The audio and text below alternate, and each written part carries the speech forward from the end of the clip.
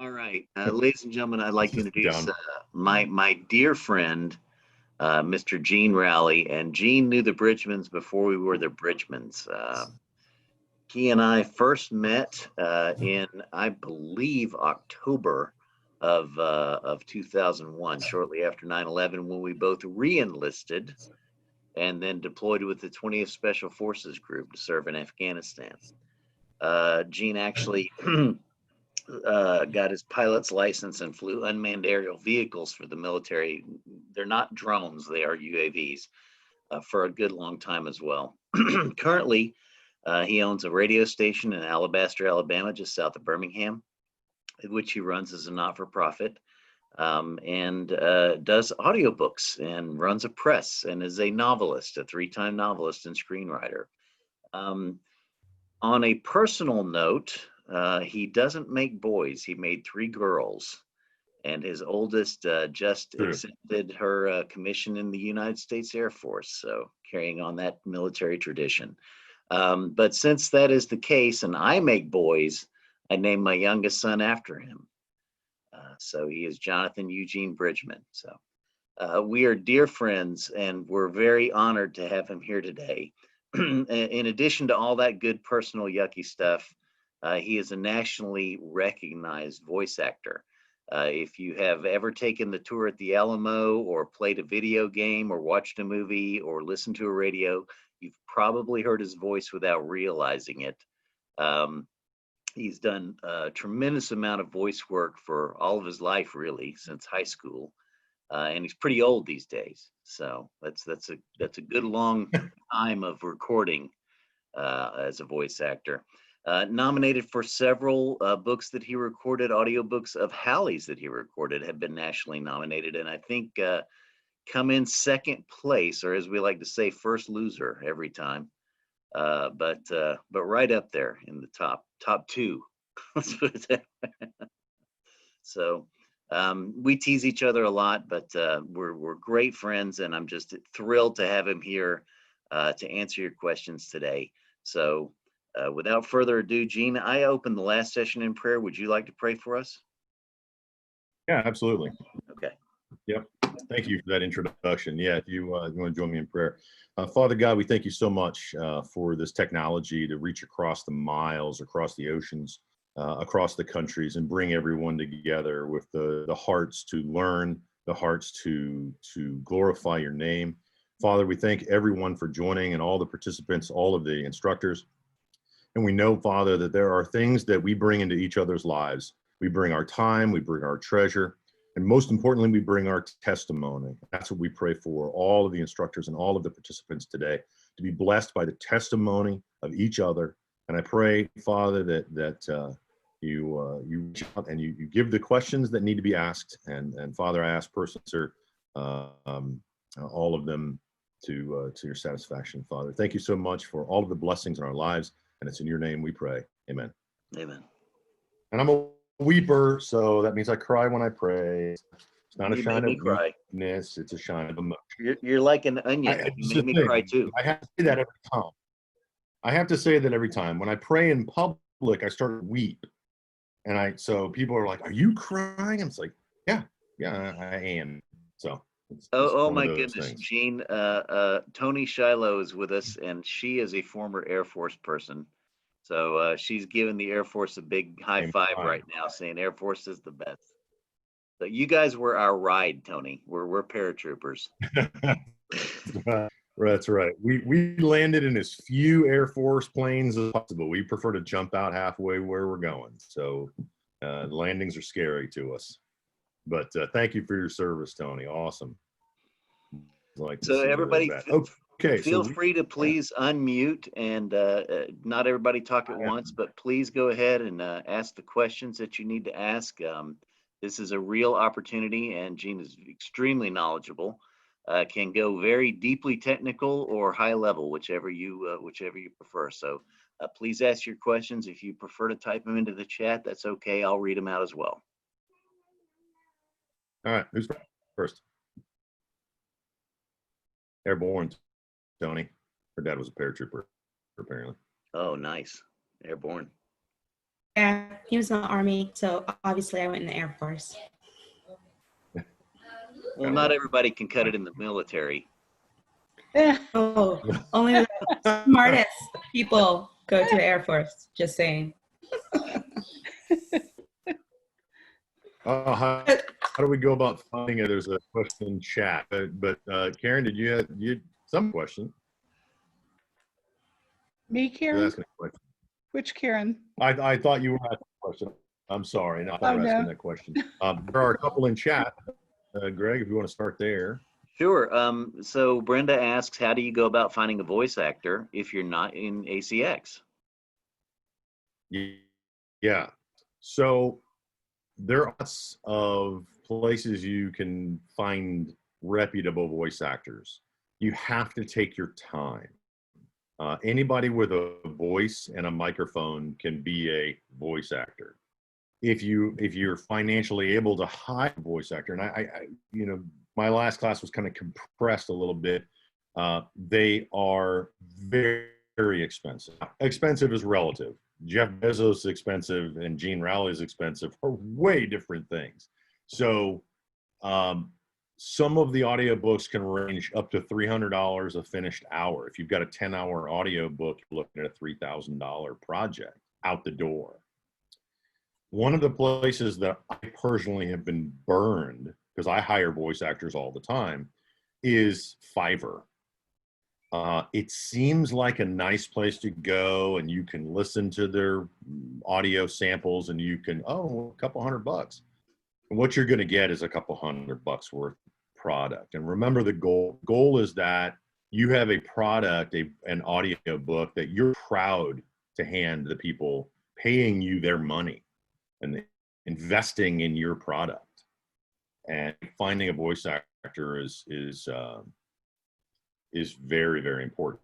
Now, you can go to ACX and just start listening to people. You can go to voices.com. You can go to Findaway Voices. You can do, there's so many websites out there for voice actors that you'll listen. You'll be tired of listening to audio samples. I recommend that you listen to thousands of samples. And most importantly, when choosing a voice actor, if you're going to go and hire a professional voice actor, is build a relationship with them. Know who they are. Trust them. You're handing them this product that you've spent years and countless tears and sweat and hours of your life to create the best story you can. It's worth it to find someone who will invest just as much of themselves in your audiobook project. So there are lots of them. Again, you can find them everywhere. Just because you go to ACX and listen to a bunch of voice actors doesn't mean you actually have to hire them through ACX. It's only if you want the ACX to produce your audiobook. But you can find voices almost anywhere. Okay, and Leah says the toughest go to the Marines. Yeah. In Special Forces, we like to call ourselves the quiet professionals. Yeah. I don't need to show you how tough I am. No, much respect way, for honestly, much respect for everyone in the service, except of course the Coast Guard. So. My father, just for full transparency, my father was a National Marine Corps historian. He was buried in his uniform. He, knew more about the Marine Corps and the Pacific Theater than anybody else in it. And when I joined the military, I joined the Army, and he was not going to be a Marine, huh? I said, yeah, Dad, Army Special Forces. He goes, that's okay. Yeah, that'll do. That'll do. Okay, so Melissa Stroh says, I'm completely new to this whole thing. Don't have a clue what to ask. Lori says, same with me. Leah says, I've put a piece of my book up on ACX, but no one seems interested in it. How can I hook a voice actor? So that's a great, and by the way, starting out with not knowing what to ask is a prime position to be in, because you're not following in the footsteps of other people's mistakes. So you're in a great position if you're just starting out and don't know what to ask. Let's get to the ACX question. If your audio, a piece of audio, and you put it up for auditions, most of the voice actors, the reputable voice actors, they're not gonna take the time to come and find your audio. What you have to do is you have to find the voice actor and invite them to audition. So you are actually the one that goes to ACX, and you're gonna say, type in, I want a female and I want whatever. And then you'll get a list. Same thing with voice, you get a list. Same thing with Fire, you'll get a list. And you just listen to hundreds and hundreds and potentially thousands of audio samples to throw down what you like. And then you'll actually have to invite them. And about 90% of them won't do it. I'm on ACX. You can go search Gene Rowley on ACX right now. And hundreds of invitations to do work a month. And I don't have the time.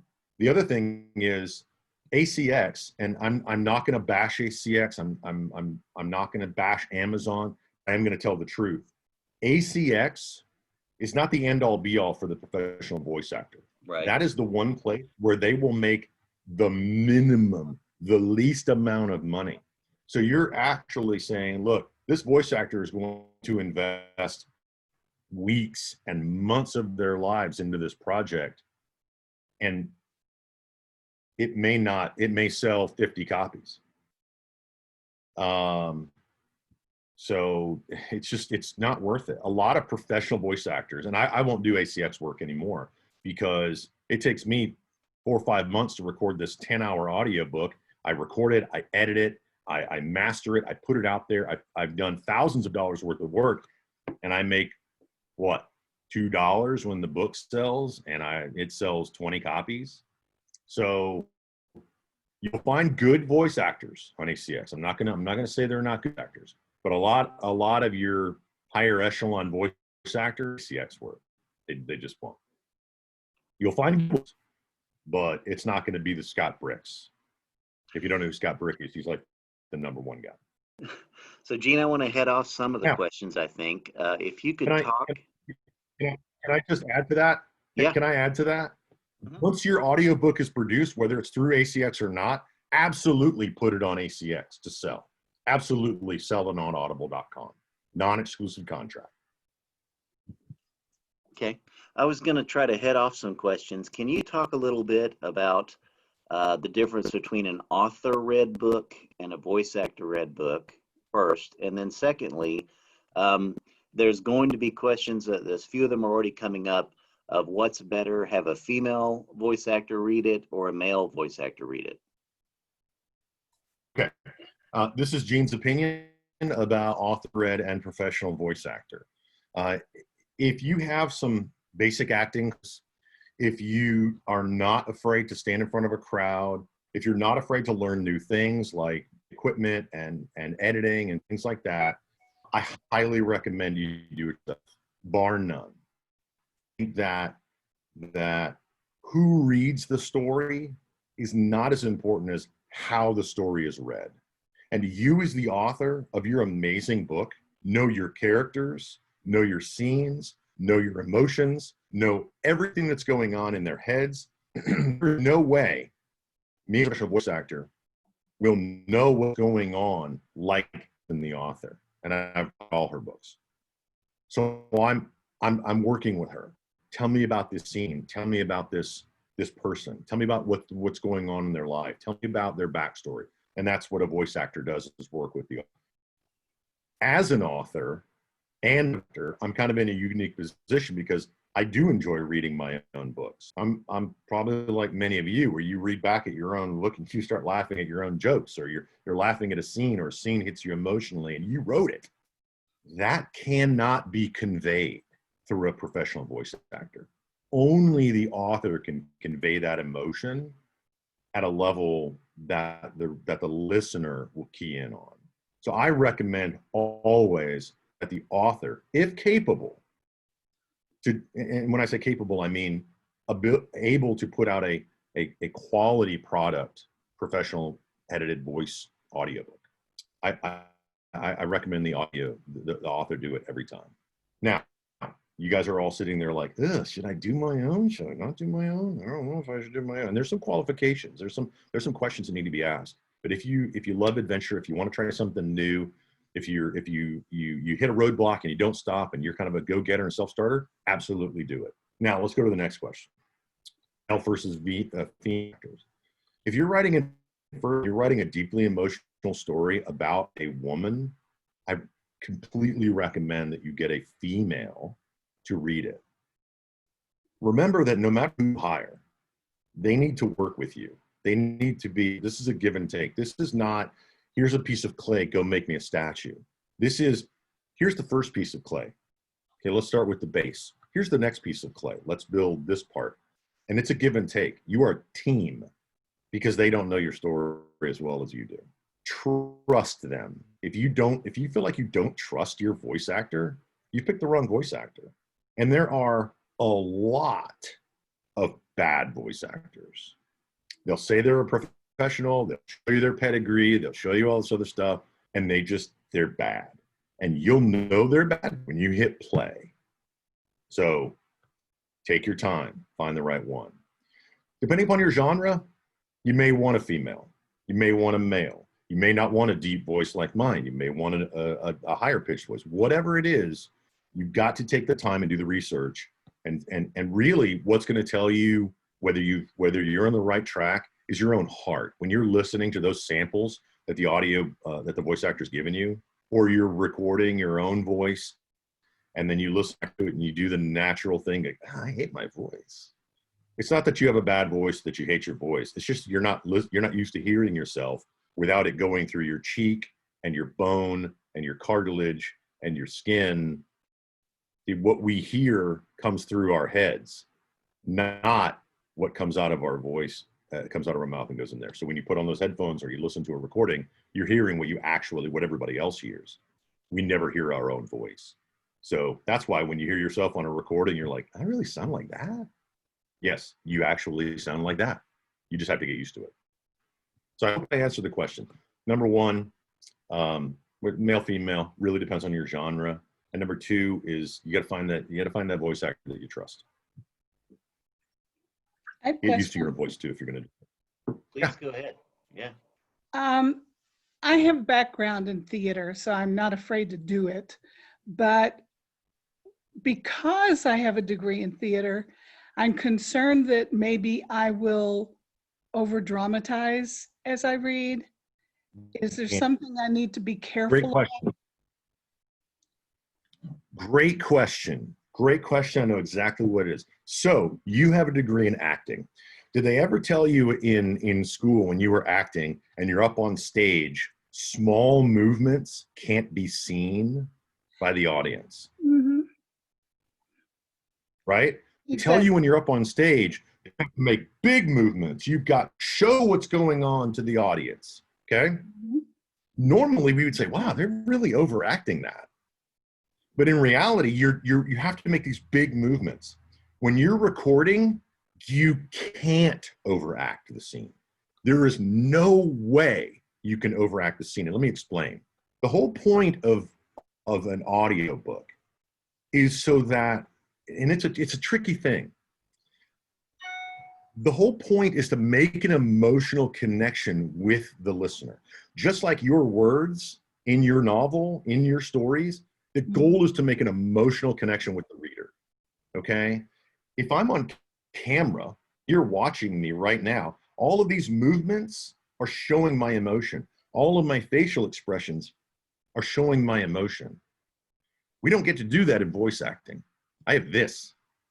That's all I have. And I have to take this, put it through that, then play it through this, and make an emotional connection with the listener. So there is absolutely no way I can overact a scene. You can't do it. I challenge you to do it. Record something, Karen, overact it, and send it to me, and I'll probably tell you, that sounds amazing, because you just can't do it. I tried. I cry. I've read scenes where I just and it's not acting. I'm actually crying because I'm so emotionally invested in that scene. And it's a beautiful scene. You can't overact it. So, yeah, I have proof of that. When Gene was recording Hallie's second book, he broke down in the middle of chapter 3 and he's like, you shouldn't make me cry when I'm reading your book. That But was my next but question, was whether that's the best. I should cry if I cry, whether that should be a part of. Absolutely. Absolutely. Absolutely. And because I get a lot of people, they're like, oh, you know, I was super emotional during that scene, so I just deleted it. I'm like, what? That's what you want to capture. When you can go from I'm acting to now I'm actually affected by what's going on in the scene, that goes into the final product, bar none. Because the listener, have you ever seen somebody cry and start crying? You're not the one affected. You're not the one upset. You're not the one sad or happy. You're just caught up in the emotion of what you're watching. You're caught up in the emotion of what you're listening to, and it's beginning to make emotions within you. You got it. That's what you want. That's 100% what you want. I don't blubber. I mean, we don't want 9 hours of, but I mean, if it's true, if it's real, if it's raw, that makes a fantastic audiobook. Gene, thank you so much. We have a quote unquote newbie. She says, what is ACX? Can you tell us what ACX is? Yes. ACX is a company that was started, it was originally designed to sell audiobooks. It was acquired by Amazon, who, by the way, owns Audible. And now they're all one giant company. And it is a marketplace. It is a audiobook creator exchange. I think there's another acronym for it. They just call it ACX. And what it does is it's a place where authors and voice actors can connect. And I don't want to say things negative about it, but I think some of their business policies are a little questionable. However, it is a way for an author with a completed manuscript to find a quality voice actor and have them produce their audiobook in a royalty share situation. So as I said earlier, some audiobooks, they're prohibitively expensive, thousands of dollars. If you pay the thousands of dollars and you hire a reputable voice actor and you get a quality product, you own it. Nobody else owns it. No royalties are paid to the voice actor. You paid them outright. That's the best way to do it. If that's not available for you at this time, ACX is an option to do that. It's called royalty share. And what happens is you go to ACX and you invite voice actors to audition, and many will, for your project. You then talk with the voice actor, and then you come to an agreement. ACX already lays out all the numbers. The problem is in their contracting. So, and I don't want to spend too much time on this, but I definitely need to warn off some folks. They have two types of contracts, and I think they started a third type of contract because I argued with them for years about paying voice actors properly. So they Gene, created if I this can third interject type. real quick, that actually Yeah. riffs into the next question. Tony asks about contracts. She says, if you don't go through ACX or find a way voices to hire a voice actor to narrate your audiobook, how do you ensure that you can enter into a contract with the narrator that's good for both of you? Is it necessary to hire a lawyer? Great question. I'm going to get to that in the ACX answer. Thank you for that question. So ACX has a exclusive contract and a non-exclusive contract. And by the way, the default, if you're going through their settings and you're uploading your audio and trying to find a voice actor, the default is a 7-year exclusive contract, which means you may not sell your audiobook anywhere but audible.com for the next 7 years. That's a great deal. Well, for ACX. To include a sales table at a convention, like, I don't know, Kentucky Christian Writers Conference. Right. You would be in violation of your ACX contract if you did that for 7 years. Sell your property. Now, what does that get you? Well, first, you don't pay anything to have your audiobook produced. Okay? You don't pay them. You're locked in for 7 years, and nobody can sell your audiobook but audible.com. What does that get you? That gets you 40% of the net revenue.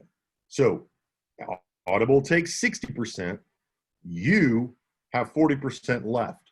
Then you split that 40% with the voice actor. So you, the author, get 20% of the net revenue, which on a $20, $25 audiobook averages out to about what? $2, $3, something like that. Right. Now they have a non-exclusive contract, which means that you pay the voice actor, or you pay them outright, or you go to another production house. You don't use ACX, but you just want to load your audiobook to audible.com, which I highly recommend you do as a revenue stream.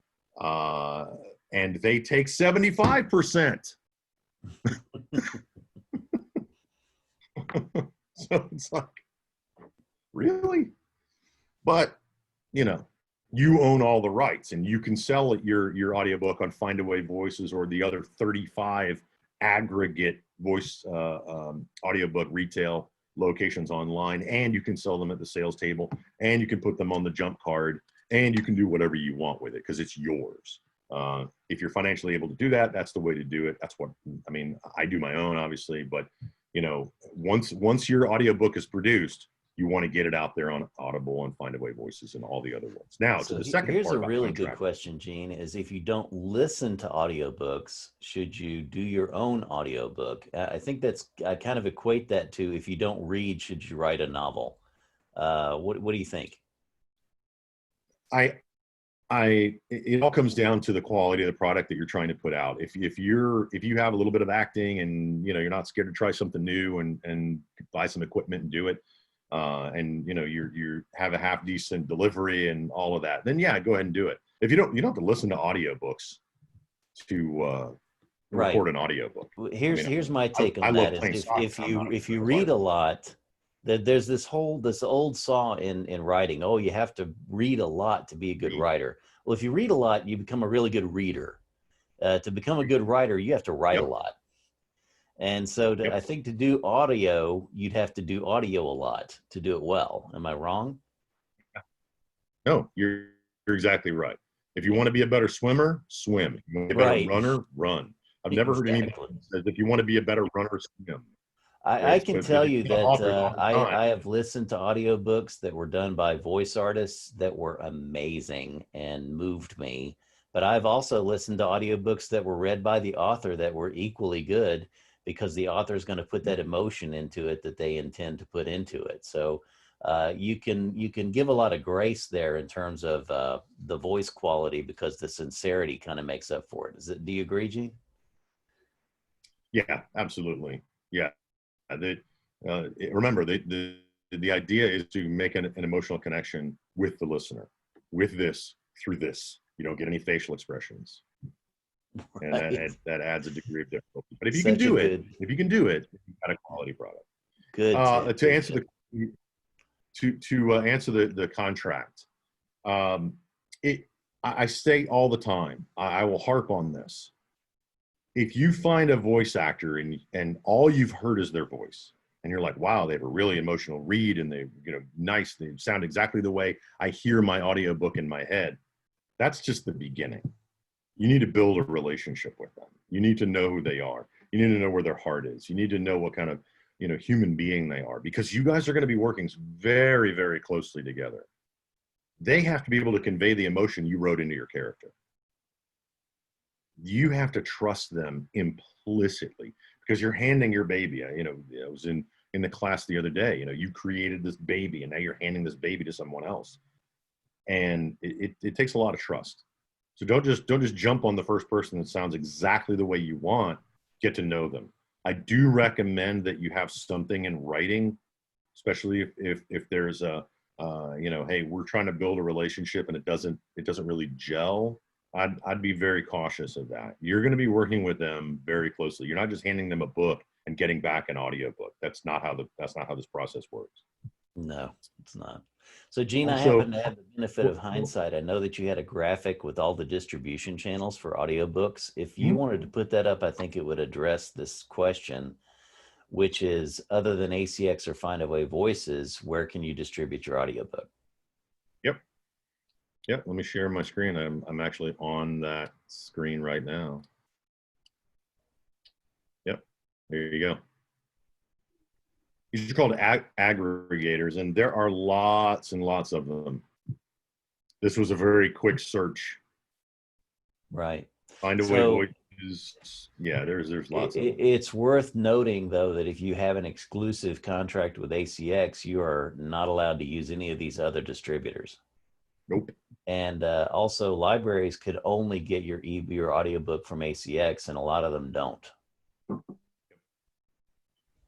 So watch out for, I do want to, I'm sure there's a question there about download and you know, things like that. I'm trying to, there we go. I'm sure there's a question about, should I put my audiobook out on CD? Should I put my audiobook out on thumb drive? Should I put my, you know, we've all seen them. We all go to the same conferences. Some of us go to Comic-Cons, and some of us go to writers' conferences, and you'll see someone that says, you know, they'll have a little picture and it says, buy my audiobook. And they'll either give you a link to Audible, which they have a 7-year exclusive contract, and they have to send you away. Or they'll have just a thumb drive in a little baggie or something. One of the things that I highly recommend is, you know, your presentation. It's just like meeting someone for the first time. You've got about, 3 seconds for them to look at your book cover and to pick it up and flip it over and potentially read the back of it. And then they start flipping through. And I love the people that pick up your book and they stop in the middle. Like, you're kind of missing the context of the first half of my story. Why are you stopping on page 212? And then they're like, I'm like, what does mean? What? You didn't read the story. You read 3 lines. Is that the deciding factor? I never got that. So I don't recommend CDs. They're expensive. They scratch. Everybody breaks them. Nobody uses them. Well, very few people use them. Download is the way to go now because everybody downloads, and they download to their phones and so on. The problem is just when someone picks up your book, I was listening to the keynote. And he said, how do you know you're successful? And he gave several things. And then he quoted someone that said, I feel like I've been successful when somebody recommends my book to me and doesn't know I wrote it. I never even thought on those terms before. And now I do, listening to the keynote. We know what makes us successful, and that is feeling, you know, the presence of God and what is it? Feeling his enjoyment is what he said. Feeling his pleasure, yeah. Feeling his pleasure. And that got me thinking, like, when someone recommends my book to me and doesn't know I wrote it, I'm not there yet. I don't know about you guys, but that would be an awesome feeling, wouldn't it? If someone said, hey, you got to read this great book. It's by this E.G. Rowley guy. Like, yeah, I read it. It's okay. Gene, here's a great question from Anne. Is it a problem to use a male and female to read the same books? I assume multi-actor book read? Yeah, that's called an ensemble. There's nothing wrong with that. If that's what you want to do, you have to be very careful. I tried to do an ensemble with one of my daughters, and it didn't work out right. So I shy away from ensembles because, remember, hiring one voice actor is expensive. Hiring multiple voice actors is much more expensive. So it's really to find that one voice that can tell your story. So here's one from Heather that I'm going to tease you about a little bit. She says, if you have a series, do you want to continue with the same voice actor to complete the entire series? Yes, you do. No matter how long it takes them to record it. No matter how long. Absolutely. Is that the deal? It could take a year. It could take no matter how long. Especially if his name is Gene. You definitely want to just let him take all the time he needs. Should we let him know why I'm teasing you? Go ahead. Go ahead. It's a part of voice acting. It's a part of reality. So not everyone is Hallie Bridgman. Not everyone can sit down on a long weekend and write 100,000 word novel. But yeah, so Gene is the voice actor for a Jewel series, and I think we just got book 8 in post production now, right? So we're almost there, or is it done? It's done. Okay, yeah. So it's taken a while, but yeah, it's probably best, in my opinion, to stick with the same voice actor because you guys, you've like watched a mini series or whatever, and if they switch an actor to play the same role in the middle of it, wouldn't that be kind of awkward for you? It would take you out of your ability to suspend your disbelief, right? So it's a very similar thing, I think. And Gene, let me know if you disagree. No, I agree. Sometimes it's unavoidable. Sometimes tragedies happen. Sure. And Yeah. sometimes, you know, I mean, who knows? Your first book in the series might sell 100 million copies, and then you can afford the Scott Bricks of the world and make that decision. I don't think, you know, the voice actor that you paid to do book one, they got paid to do book one.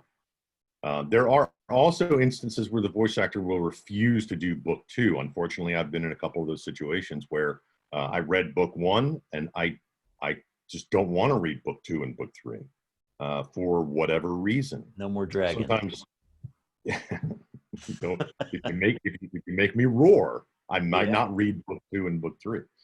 But yeah, it's always a good, for consistency's sake, to. By the way, I did roar. I did make all the sound effects that they put in the book. Don't put sound effects in your book, please. Yeah, don't clang, roar, and whooshing. Okay, so here's a good question. How does the target audience factor into whether you use a male or female voice actor? And I'll just riff on that a little myself. In our research, what we found is that for romance novels, largely the audience prefers a male voice, which is kind of interesting. We would have thought it would have been, you know, female voice. And we're talking third person. First person, it may be awkward to have a male read your female character first person voice. But Gene, do you have any input? I'm sure it's genre driven. Sometimes it's genre driven. The real big factor is you. You have an idea in your mind what your audiobook already sounds like. I see some nodding heads. The reality is your job is now to go find that voice actor that can make it sound the way you want. Because remember, you're hiring them. So do the research, build the relationship with them. If they care about your product, if they care about your project, they care about your book, they're going to really take the time to do it right. Sometimes the genres are preferable. I mean, it's not that all romance is read by a guy with a deep voice. It's not true. But there are preferences within genres that we need to take into account when making that decision. I think that's the best, perhaps. And what else we discovered is a lot of times people, you know how people will read the same, oh, I'm going to read every Nora Roberts book that's ever written because they like the author. There are people who like a particular voice actor and they'll listen to everything that voice actor's done regardless of what genre it is. So that's kind of interesting too. But it may want to factor into your decision as a Christian artist. If you have a voice actor who's read, 50 Shades or something, you may not want them representing you as well, That's why building the relationship with the voice actor is right. Very important. Knowing so who we they have are. a good market question here. I just lost it. Shucks. Oh, okay. Timing. Does it matter if the audiobook comes out a long time after the print or ebook? In a perfect world, in the publishing utopia, which doesn't exist, by the way, you want them all to be available on release date. The reality is we don't live in that publishing utopia, and that's a very difficult mark to hit. So most of the time, you're going to get your paperback, your hardback, and your ebook all to come out at the same time. If it's possible for the audiobook to be ready, and I'm talking fully produced, mastered, and ready to go with absolutely beautiful packaging and everything, then yes, absolutely you want them all to come out at the same time. That is the end-all desire. The reality is that it takes months, right, Greg? Months. It does. To record audiobooks. And months. That's no kidding, guys, because there's going to be things that just have to be redone, and it's tedious. It's like maybe your voice actor didn't get this character exactly right, or maybe the voice actor blew 2 or 3 words in this paragraph and they're important. Or they got sick.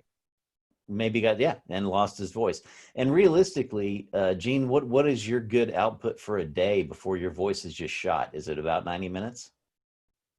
Well, I mean, considering most chapters run about 45 minutes to an hour, about 3 chapters, and I'm Yeah. done. And then you I'm just can't done. do it anymore for the day, right? When Yeah. you're listening to an audiobook and you think that voice actor sat in the studio for 8 hours a day for 3 days, it just didn't happen. It No. didn't happen. It's like it's like when you're in class, you're in college or something. There's a reason those classes don't go so long, because your brain shuts off. Same thing happens in a hot studio. You just stop talking. And the longer you go and try to force it, the more mistakes you make, which just adds time to the back end of editing. Yeah, and the quality of the voice goes down too, because you've used it for 90 minutes or whatever. So yeah. And then every day my voice sounds different. Every day. Right. You can listen to an audiobook from front to back and you'll hear my voice change chapter to chapter to chapter. We try to avoid that as best we can, but it's a reality of life. Okay, so Tony, in a perfect world, I think you'd want them all to release on release day. If that's possible and you can pull that off, hats off. That'd be awesome. But the reality is the audiobook process is a time-consuming process, just by the nature of what it is. For every hour of finished audiobook, it takes 3 hours of work on the backside that no one receives. On average, and it may take more. Yeah. Yep. So Brenda asks, if I record my own book, where do I look to have it proofed, mastered, edited before publishing? So she's looking, can she record her own and then find a producer? Yes. Yeah, you can do that too. One of the great places to look is your local community college usually has a TV and film, radio, TV and film class, and you can find young students that want to hone their editing ability. But again, it all comes down to trust. I've hired many producers that were terrible. I've found people off the street and trained them myself, and they turned out to be okay, and now they've gone off to do their own thing. If you're going to take the time to invest in recording your own audiobook, I recommend that you take the next step and invest the time in learning to edit your own audiobook, because again, just like owning your own business, no one works harder than the owner of the business. So if you've taken the time to write, and you've taken the time to edit, and you've taken the time to hire a good editor, and you're really working on this manuscript, the same thing applies to your audiobook. And it's not really the learning curve that it's not the horror story that people make it out to be. There is a learning curve, but if you're open to new things and you're willing to learn and you want to do it yourself and you want to save money at the same time, I recommend you do it. And there are people that can help you. You can send me every question you want, gene@jumpmasters.com. You can put it in the chat, and I'm happy to answer all your questions about equipment, about recording, about editing, about software, about everything. You please email me. I'm not going to sell you a pitch on the jump card. You ask me, hey, tell me about that jump card thing. You're not going to direct them to your 900 number? Yeah, right. Yeah. Okay, here's a good question is, if you do your own audiobook, what is a good way to learn different accents? Or do accents not matter so much? And it makes me kind of chuckle, because every time Hallie watches a lot of British stuff. She's BritBox, BBC, America, blah, blah, blah. And so every time they try to do an American accent, it always sounds like a really bad Southern accent, and they can't pronounce the word aluminum.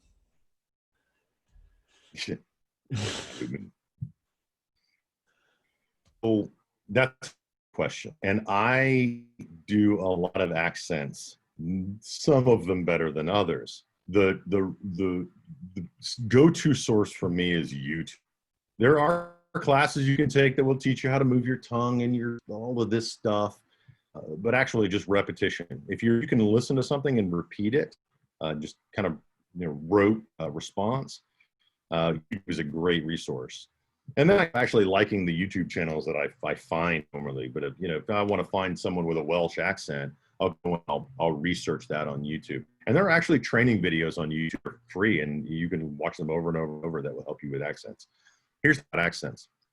Once you start an accent, it's very difficult to stay in the accent.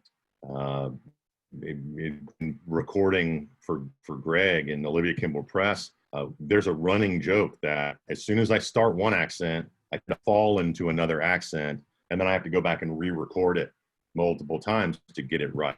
You'll know when you get it right. It's sticking to that accent is harder than actually doing the accent. We can all start off in an Australian accent, but then it eventually becomes Cockney 5 minutes later. It's pretty difficult. Takes practice. Scottish becomes Irish. Yeah. Oh, Scottish becomes Irish heartbeat. Like a flip of the switch. I would say they probably don't matter so much. Maybe just very lightly, I think, because if you don't do it well, it's kind of like me listening to the Brits trying to do an American accent and doing it poorly, you know? So if you have a voice actor or you're going to do it yourself, and you have someone with a deep accent, non-American accent, then it's very important that you study that accent and get it right. I have trouble. So in the book I'm recording now, I live in Alabama, and I know I have a slight Southern twang. I try to avoid it because I'm all over the United States, and I try to have a neutral, you don't have an accent. But then I go to California, I talk to my mom, and I say things like, hey, cut on the light. Cut on the what? The light. Sorry, cut on the light. Well, here it's cut on the light. The light. Well, in the one I'm recording now, I've got to do a Texas accent, which is not a accent. It's a different drawl. It's very difficult. And then they want me to go to transatlantic, and they want me to go to New York, and they want me to go all over the place. And that's what I'm struggling with. But it's also the challenge that I like. I like that challenge of let's nail that accent so that when someone listens to me do a female transatlantic accent, and if you don't know what the transatlantic accent, it's who is it, Greg? Lauren Bacall. Oh yeah, Lauren Bacall. I have to channel my inner Lauren Bacall as I was instructed by Chief. I didn't know I had an internal Lauren Bacall, but apparently I do. So Tamara asks, would you recommend a place like Findaway Voices to distribute audiobooks to various places, or should you load them yourself? Load them yourself where? Oh, to the various sources. Right. Both. Whatever you decide. The aggregator will normally find places to go. And it's a little easier to have one agreement with Findaway Voices than 10 agreements with somebody else. And we really haven't done the numbers on this. Hallie's really, really smart when it comes to this distribution. She might know that better than actually, but more of the production side from a publishing standpoint, I am the distributor. So one thing, this is kind of a terrible segue, but I actually don't sell a lot of my audiobooks online from a publishing standpoint. Melissa, I think you came off mute. Is that you? I'm sorry. I was unmuting everyone so we could have a forum, but go ahead. So one of the things that I do, because I'm also the production house and the voice actor and the distributor, I have my own product. I keep holding it up. I have my own product to sell. I do sell downloadable audiobooks online, but for me, I don't really see a lot of revenue stream from that because I want to sell my product to the listener directly. So I'm kind of setting up my own distribution through what I call the traveling bookstore, inviting other authors like you guys when you have audiobooks to join the bookstore and sell nationwide. So for me personally, I don't do a lot of that. Now, when I work for Olivia Kimball Press, Hallie's done a great distributing and marketing her audiobooks, and she also has a physical product that she can sell that also maximizes her profits. That's kind of one of it is. Remember, this is all not only just this theory of writing and then distributing. It's a business. It's a business, and we have to keep that in the back of minds, whether we want to donate those revenue or revenue source so we can that God has for us. We have to understand that there is an aspect of it of business. Hallelujah. Sorry. So Gene, if you had really just a few seconds of good advice and a few seconds of bad advice, what would be the best advice you could give an author who's starting out on the road of audiobooks, and what would be the worst advice that they should ignore? Okay. 5 things. Number 1, trust yourself. Invest in yourself. Number one, bar none, invest in yourself. The more you invest in yourself through training and self-editing and honing your craft, the better you are. I'm a big fan of investing in yourself. Number two, don't be scared to learn new things. Get out there and try. Don't go blow a bunch of money on the equipment. Just try with what you find and what you've got. Number three, find people you can trust. Trust is a huge thing. If I'm talking to someone and I get this vibe that maybe I shouldn't, maybe I shouldn't be dealing with them. And that goes into number four, which is build relationships. Your goal is not to sell 1 million copies. Your goal is to build 1 million relationships. That's really the goal of what we do. Because remember, at the beginning, I talked about what people bring into life: time, treasure, testimony, and that's what the most important one, by the way, is testimony, not money. It's not talent. It's not time. It's testimony. Because that's what changes lives. And then the last one is, what is your product? Identify what you really want to get out to people. Because once you identify that and you say, this product is good, but I can do better. I want to put out the best product. Put out a product that you're proud of.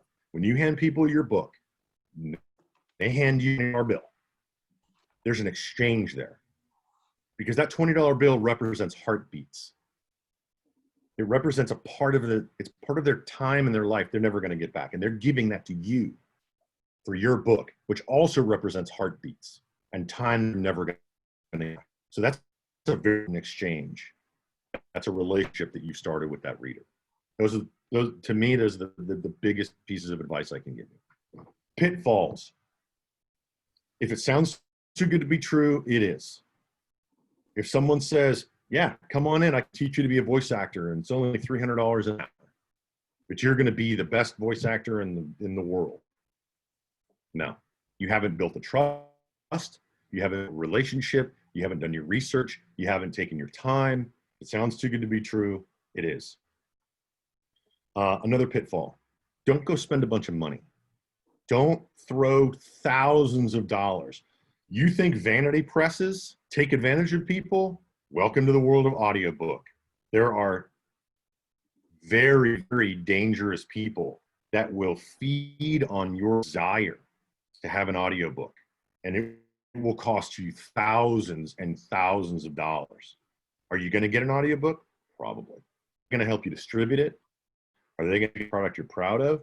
Or is it simply going to be a thumb drive that you put on a chain and sell next to a necklace at your sales table? I don't know. Be very careful. Again, trust relationship. Another pitfall. Don't be scared. Don't be scared. Nobody gets hurt. Nothing you do in voice acting should hurt another human being. So don't be scared of saying things a certain way or acting a certain character. You don't get to choose what another person doesn't like. We talked about in Greg's presentation previously, 1-star reviews. I don't take those personally. I did it first. It hurt. But they hurt in a way that, like, stub my toe or I step on a Lego block, I move the Lego block. Learn from that. That's what 1-star reviews do to me. I actually use them as marketing tools because I'm like, hey, you don't like my character? You want to know what happens to the character's daughter? Buy book 2. Whatever. Pitfalls. Contracts. Read the contract. Don't just click the terms of agreement. Don't just click all this. Click. No. If you're going to hire a voice actor, if you're going to do anything online with regards to audiobook generation and production, read the contract. Most of them will lock you into this long-term exclusive contract. Do not do that. Do not do that. Be mindful. Take the time. Do the research. And the last thing is, if someone's trying to sell you something, the second time, not the first time they offer it to you. One of my favorite things about negotiation, especially when you're buying something from someone, is they want your money way more than you want their product. Period. That goes for you selling a, that goes for me buying a car, it goes for everything. So the first time, you still keep your product, I keep my money. The second time, after I've done my research and I come back around and I say, okay, now I'm emotionally invested. Let's make this transaction. Impulse buying, especially when you're hiring someone to do a job for you, acting is probably going to cost you a ton of money. It doesn't need to cost you a ton of money to get your audiobook professionally produced. Okay, Gene, we only have a few minutes left. We did have a couple of questions. Anne is fuzzy on what the steps are from recording to editing, proofing, and finally having your polished, finished book published as an audiobook. And one other question is basically concerning about jump card distribution. So if you could maybe finish with that. Sure. Yeah, let me show you how easy it is. This is, so to answer that first, yeah, this is the easy to follow chart of, it's not easy to follow at all. That's why it's funny. Come on. That's why it's funny. Now I gotta get out of this thing. The thing about the process is finding a voice actor or doing it yourself, setting up the equipment and all that. Once you have all that done, having a microphone and having a room and so on, you have to record the audiobook. The voice actor better read your book. If they haven't read your book, you'll know as soon as you hit play, because they're fake. You never want a voice actor that fakes it. They better know. Then they record it, and they record the entire thing. And it's recorded, then they go back, and each chapter, boom, boom, boom, boom, boom, taking out all the mistakes. Voice actors make lots of mistakes. And by the way, when I say lots, you're thinking lots. I'm talking lots of mistakes. So it's incumbent upon you to proof their work, and you will listen to every single chapter, and you will note down the time, the mistake, and what it should have been. That's called a pickup. Once that's done, then the voice actor goes back in with your list of pickups and records that mistake correctly. I think, I mean, if I can get out of a 9-hour audiobook or a 6-hour audiobook with, less than 10 problems per chapter, I'm happy, because it's hundreds. After that's re-recorded, it's edited into the final thing. Then it's sent back to you to listen to those, and you listen to the final version with all of the corrections in it. Then, and by the way, we're listening to a full audiobook. Then it goes back and they master it. Mastering means taking out all the background noise, sweetening the audio, getting the right reverb, making sure all the levels are correct across the board. So as they're talking and they're like, it was a beautiful day in New York, and then blah, blah, and then you don't want that. You want it to be the audio across the board. And then once it's mastered, and the spacing too, really right? The silences between matter. Like if there's too long of a gap. Yeah. Now, some people might want longer gaps. How do you do a scene break and all that stuff? But you talk to the voice actor and you work that out. And then the process, once it's mastered, then it's published, and it's published many different ways. It can be published in one giant file. It can be published in chapters and so on. And then it's did from there. So it takes about 3 hours on average for every hour of recording. So if it takes an hour to record it, takes an hour and a half to edit it, because it takes longer because you're stopping and cutting it up. And then it takes about 15 minutes takes about a half hour to master. And I always use a 10-hour audiobook as an example. And that's the process. And it's a back and forth. It's a give and take between the author and the voice actor. It's not fast. Not fast Okay, at all. and we have like 1 minute left. Can you talk about jump cards? Yes, absolutely. The jump card is a product. I started looking at the audiobook market, and I really focused in on the download versus the physical ownership. And I decided there's a better way. Cars aren't having CDs in their in their dashboards much anymore. People still like owning an audiobook and sharing that. When they buy your book and they read it and they go to their family and friends and say, I just read this great book, check it out, right? In hopes that they'll buy their own copy or the next book or whatever, they can share that. Well, you can't share a downloaded audiobook. It's actually illegal to share a downloaded audiobook. So you have to crack the code and all that. But I came up with a product. I came up with a product called the Jump Card. You can find out more at jumpmasterpress.com. I think it's /jump card. And it will tell you all about the Jump Card, how it works, what you can put on the product itself, what goes on the back of the product, the packaging and everything. And I wanted to take it to the next level. I walk around, I see people and they've got, a pack of homemade CDs, or they've got a junky little, jump card. And I'm not saying that's bad. I don't want to put anybody down. They're trying to take the next step. I went full crazy with it, and I created my own trademark product. It is trademarked with the trademark office. The Jump Card is a registered trademark of Jump Master Press. And we created our own product and distribution through what we call the traveling bookstore. And on the Jump Card is a full unabridged audiobook and a digital download code for the ebook. And then you simply plug it into the USB drive in your car or your computer, and you're listening to the audiobook. You can turn your car off, you can turn your computer off. It remembers where you left off. So you turn your car back on, it will pick up right where you go, and all the files are on there. The best thing about this is now when I'm done with it, I can share it. I can pass it on. I can do whatever I want. I can give away the ebook if I want. It's already paid for. And it's a DRM download, by the way, the audiobook. The rights are protected on the download. So that's what the Jump Card is. Now, the traveling bookstore, if I've got 10 more seconds, the traveling bookstore is something that we created so that most people who are already out there trying to sell their own books and their products can take it to the next level. We've all seen the bookstore or the little sales table. We've all set that up at a convention and tried to sell books. The traveling bookstore takes it to the next level. And through what we do, instead of having 1 or 2 books on your sales table, you immediately go to like 20. And the more you have to offer, the more people come to your table, the more you can point them to your book and talk about the amazing manuscript that you've written. But again, all that's available on the website, and I don't want this to be a sales pitch. So we've gone a few minutes over, but Gene, if I could, there's a social room that stood up right now, but we don't really have anything going on other than that. If you could grace us with another few minutes, I would like to open up the mics and let everyone have an opportunity to unmute and ask questions in person if they want to. Is that okay with you? It's my pleasure.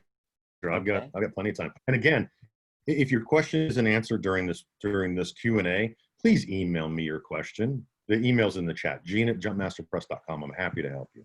Okay. But yeah, so go ahead. I've tried my best, to get questions. all the questions in the chat. But if you have a question that you want to ask before we have to close the session, please unmute and ask your question. Yes, I will do your voicemail.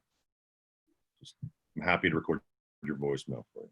Hi, this is Ann Boyle, not here right now, so leave a message at the tone. Well, okay, I'm the one that was fuzzy on, and now I understand better, except the final produce thing, I don't understand that. I mean, I understand, okay. Proof, I'm through, I'm okay to there. Then the next step is okay. Produce. What does that involve? Once you've approved the audiobook, you're going to get an audio file. More than likely, it's going to be an MP3 or a WAV file. And from there, you will then use that, either a full audiobook or chapter by chapter. And then you can then use those files to upload to ACX, audible.com, Findaway Voices, all the other ones, all those other distributions. But you're going to get a digital file of the mastered product, of the mastered audiobook. And that's the last step. If you're doing it yourself, you're still here somehow. Yep. Even if you do it yourself, you're going to go through the exact same process. You're going to record it, you're going to edit it, you're going to master it, and then you're going to publish it. Same process. To do the jump cards, if we recorded our own audiobook and distributed it, could we make our own jump cards, or could we go to you and have you pay you to make them for us, or how would that work if we get into something like that? Great question. So the jump card is a registered trademark of our product, of our company, which means, according to the law, is that as soon as you put an audiobook on a card like this, you've created a jump card and you're in violation of our trademark. That doesn't stop you from putting it on a USB or distributing it in another manner. That also means that we don't do this just for our authors. We're happy to work with many authors that want to use the jump card. I am absolutely happy that you're asking this question. I would love to work with you about getting your audiobook on the jump card. The way we work is we're here to help you sell. We're here to help you spread your book. Remember, one of the success that he talked about in the keynote is a successful author is read. So we're here to help you do that. Same thing with an audiobook. So we've actually priced this very competitively. Hallie has all of her books on the jump card from an audiobook standpoint. And we also, remember, I talk about it being a business. So we don't make any residual, we don't get paid royalty when you sell your jump card. Our business model is much different from most other production houses and publishing companies, where just like you buy a pair of tennis shoes, every time you put those tennis shoes on, you're not paying Nike again to put the tennis shoes on. So when you've purchased your jump cards from us, all you're paying for is the product. We help you with the design, we help you with the back matter, we help you with everything. We're your team. When you sell that, that's your revenue. I make a little bit of money on the sale of the card when you purchase the card, like $1.50, but that's about it. You make like $10 every time you sell one of these things. And we price them, well, we recommend about $25, but whatever your market bears is what you can sell them for. So we work with other publishers. With Olivia Kimball Press, we do that. I work with another publisher in Atlanta. Just the other day, got an email from them. So yeah, when we do work with other publishers, by the way, we take our name off. All of our books will have Jumpmaster Press on the back. You can see those wings. If you look at this one, it says Olivia Kimball Press. So we actually brand our product for you. So you're not signing with Jumpmaster Press. You're not becoming a Jumpmaster Press author. None of that. We take all of our name off. We put all of your name on. This is your product. Now, the name of the product stays at the top because it is a registered trademark, but everything else, all the contact information, all the logos, it's all you. So it's your product. And they're pretty cool. If you plug them into your car, it's pretty sexy to see it operate. So that is kind of it. We are way over time. I really want to respect your time and thank you for the time that you've given us today, Gene, very much. You know that I appreciate it. My pleasure. So coming up next, guys, is we have a social going on right now. I think it's either on the website or it can be emailed, and I know it's in the Facebook group if you want to join that. The next thing we have is this afternoon, social media and its uses for authors. Kinsey Nevins, Tony Shiloh, who's with us in this class, will be teaching Building Your Tribe on social media. I'm excited about that. Video marketing for authors by Hallie Bridgman. So if you're in your career at this time and you're ready to start marketing using video, Hallie will give you some tips on how to do that. And Chip McGregor of McGregor Ledecky Agency will be breaking down publishing contracts. And that could be a very important one, especially if you're looking to sign a contract. You don't want to give too much of your rights away. At 2:30, we have our final keynote with Bob Hostetler. And the floor is open if there's any other last minute questions or if you want to give Gene a round of applause. Thank you. Email me. Email me. I'm here to help you. And God bless. Thank you all for joining. Thank you, everybody.